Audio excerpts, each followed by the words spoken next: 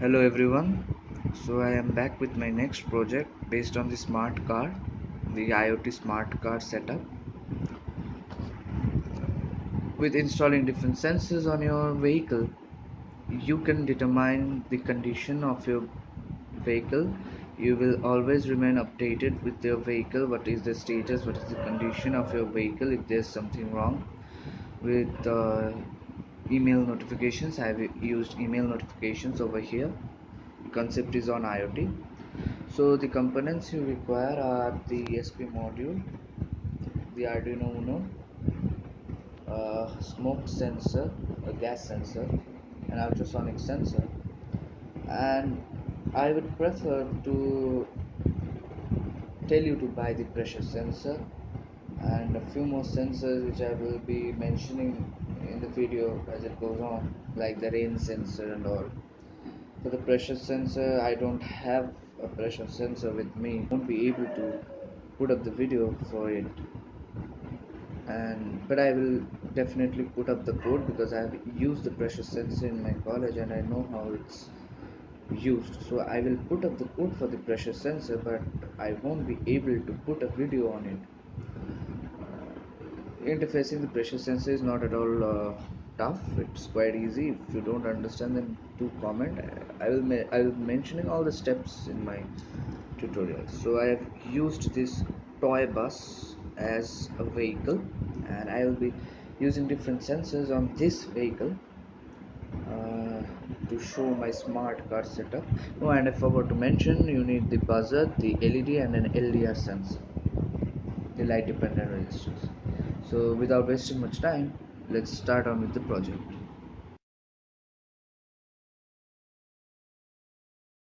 Okay, so let's get started with this project, and the first part that we come into this smart car project is the accident notification. Consider this bus as your vehicle which has been put out on rent and it has been involved in an accident. Now, well, the thing that happens in highways is that it takes time for you to get notified about the accident. What what if you get an email notification at the instant that when your bus has been involved in an accident? Now consider this. Let us consider this water bottle as a pillar, and suppose the bus has hit this pillar hard. Okay, so let us check our email now.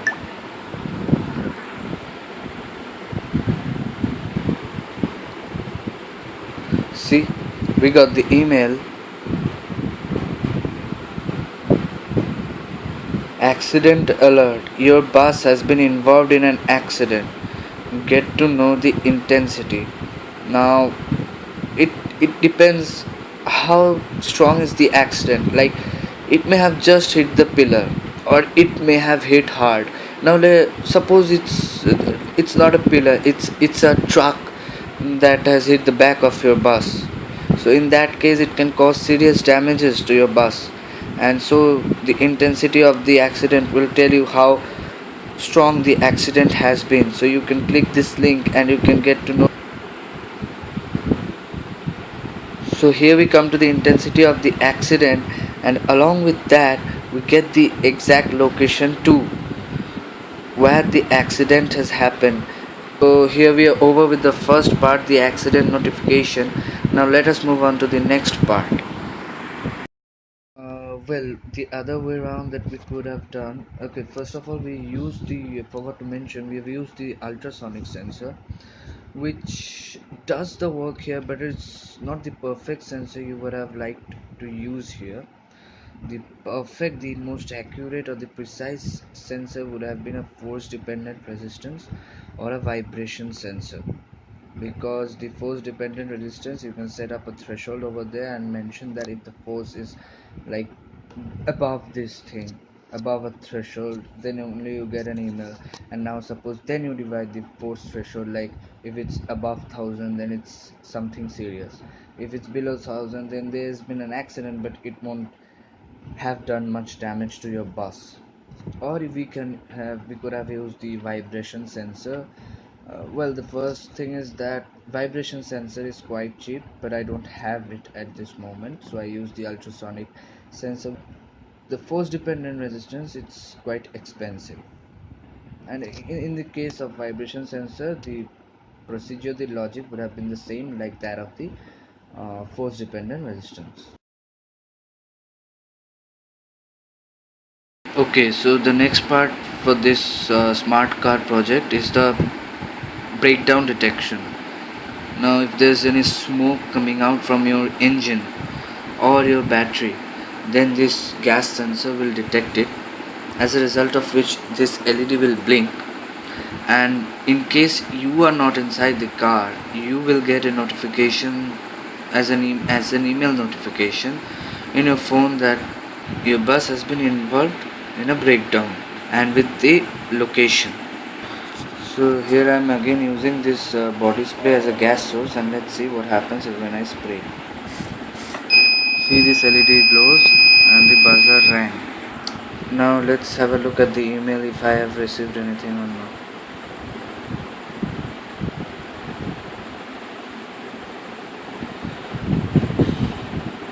Smoke detected for engine.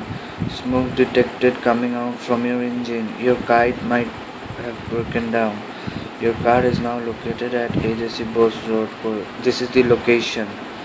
Get to know the intensity. Now you can check the amount of smoke that has come out of your engine. Now for this location, okay, gas intensity. Now for this location, you can see the map. Well, this is not the exact location. For that we need a GPS module, which is quite expensive, and I don't have one GPS module. But as I said in my home automation project also, the logic and the process are same for this case also. In case of an exact location, you need a GPS module, but the working process and everything is same. So we are over with the breakdown, and we have done the major accident part.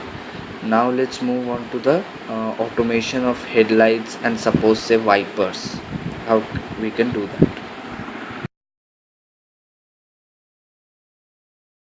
Okay, so the next part of this project that we come into is automating the components of your vehicle. For example, automating the headlights or the wipers or anything. Now, here we are considering this LED as the headlight. I don't know, maybe there's been a problem with this LED, it's not glowing at its full voltage. Anyways, the work will do here. So depending on the light intensity, be it day be it night, if the weather, if there are too much clouds in the sky, then there won't be enough sunshine, and as a result it may be needful to use the headlights, or in broad daylight you enter a tunnel where you don't have the lights, so in that case also the headlights will glow automatically. Now in this way what we can do is we can automate the headlights, we can automate the wipers, that when there's rainfall the wipers will start working automatically.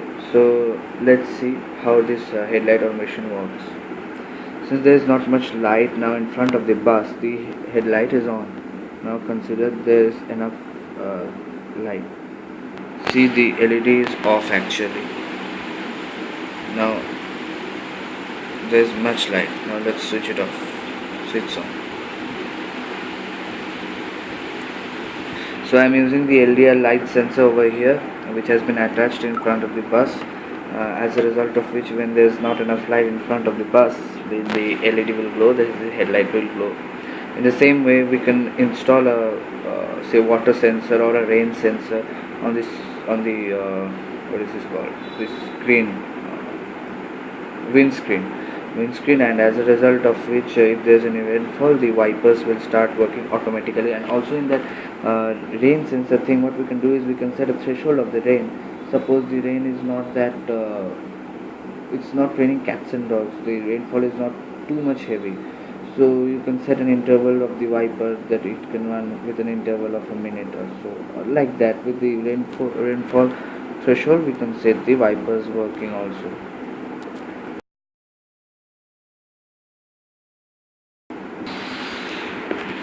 Okay, so as because I don't have all the sensors, okay, the one thing what we can do is we can install the pressure sensor in these tires, which will give us a notification whenever the air pressure of the tires fall down by a great margin. And then we can also use something for the fuel, that if there's less fuel, if the fuel level has decreased, then also we'll get a notification. Or for example, the engine, we can install any sensor on the engine. Like for example, we can install the temperature sensor, so that it gives the temperature of the engine. That these ways we can install different kinds of sensor, and we can fetch those data from those sensors, and we are so that we remain always updated with our car, in what condition it is. So when there's any problem been detected by the sensors, we will get a notification automatically, and we don't have to fall in trouble in the midway. So last thing what I will do is I will upload the pressure sensor code. I have used the pressure sensor before in my college, so I know the code. I will post the code, but as I don't have the sensor with me, so I won't be able to put a video on it.